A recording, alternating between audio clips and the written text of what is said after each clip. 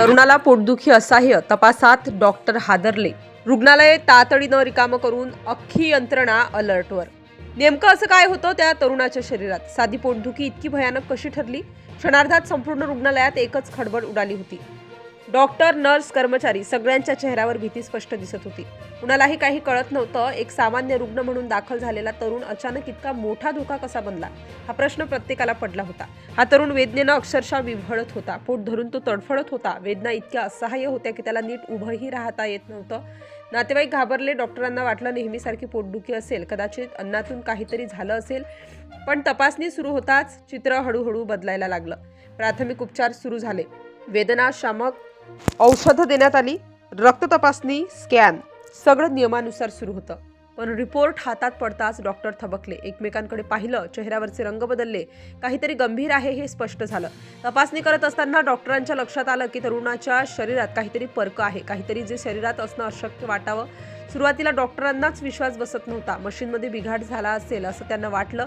पुन्हा तपासणी केली. दुसऱ्या डॉक्टरांना बोलावलं. पुन्हा एकदा स्कॅन.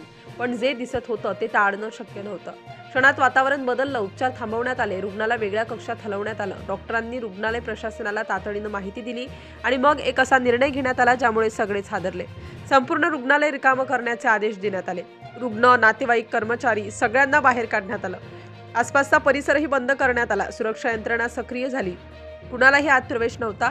पोलीस, अग्निशमन दल, विशेष पथकं घटनास्थळी दाखल झाली. इतका मोठा गोंधळ, पण अजूनही कुणालाच नेमकं कारण माहीत नव्हतं. दरम्यान डॉक्टरांच्या पथकाने परिस्थितीचं गांभीर्य ओळखून अत्यंत सावध पावलं उचलली. कारण तरुणाच्या शरीरात जे काही अडकलेलं होतं ते सामान्य वस्तू नव्हती. किंबहुना ती वस्तू धोकादायक असल्याची शक्यता होती.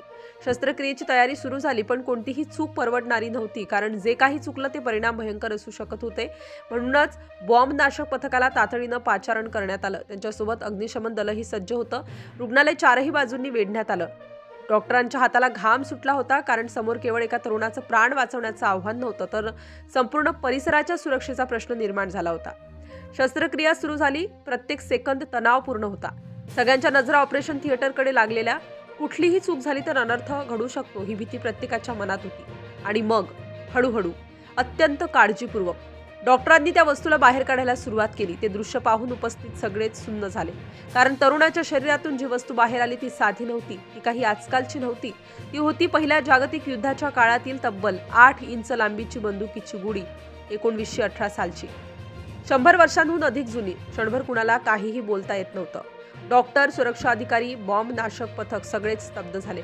एवढी जुनी, एवढी मोठी गोळी एका तरुणाच्या शरीरात कशी काय अडकली हा प्रश्न सगळ्यांनाच पडला. सुदैवानं गोळी स्फोटक नव्हती. मोठा धोका टळला. बॉम्ब नाशक पथकानं ती गोळी ताब्यात घेतली. रुग्णालयात हळूहळू शांतता पसरली. रिकामा केलेला परिसर पुन्हा सुरू करण्यात आला. तरुणाने सुटकेचा निश्वास टाकला. त्याची प्रकृती सध्या स्थिर आहे. मात्र तो अजूनही डॉक्टरांच्या निरीक्षणाखाली आहे. पण खरी गूढ कथा अजूनही संपलेली नाही. इतकी जुनी बंदुकीची गोळी, तीही शरीराच्या खालच्या भागातून आत गेलेली. आणि इतक्या दिवस कोणालाही काही कसं कळलं नाही. डॉक्टरांच्या मते पार्टी दरम्यान स्टंट करताना काहीतरी चुकलं असावं. पण तरुण नेमकं काय लपवत आहे हा प्रश्न अजूनही अनुत्तरितच आहे.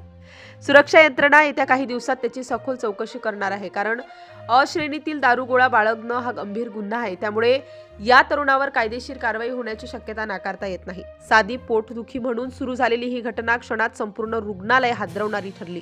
आणि आजही एक प्रश्न अनुत्तरित आहे. नेमकी ती गोळी शरीरात गेली तरी कशी?